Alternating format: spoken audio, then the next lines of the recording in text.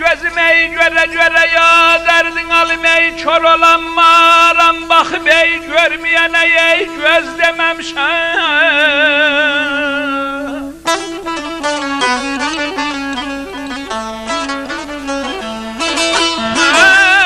Ey böyle dilin ağasıyam ey yüreğin gülü,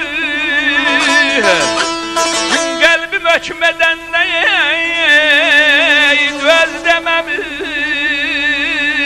göz dememişem.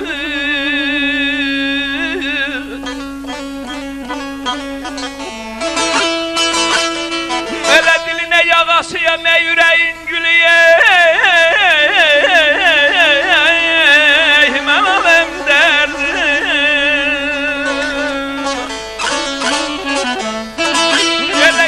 Ökmedenle özlememişem.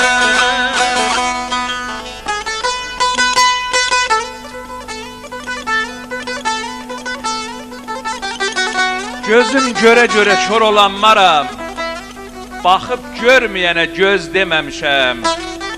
Dilin ağasıyam yüreğin gülü, kalbin hökmeden de döz dememişem.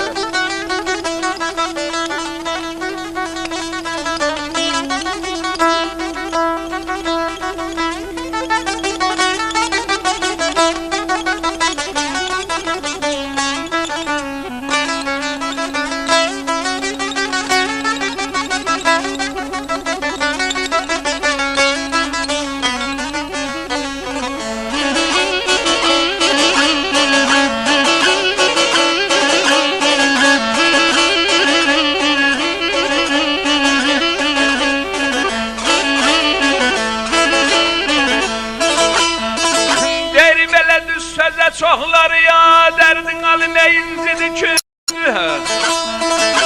belə yayıldı açıldı ey belə sirrinin üstü verilem ya anama.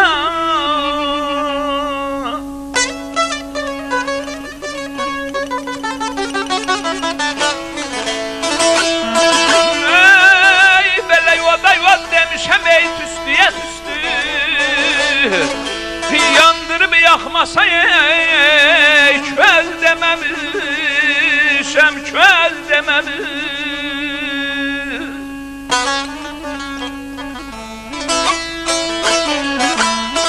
Ayvad ayvad demişem ey tüstüye tüstü,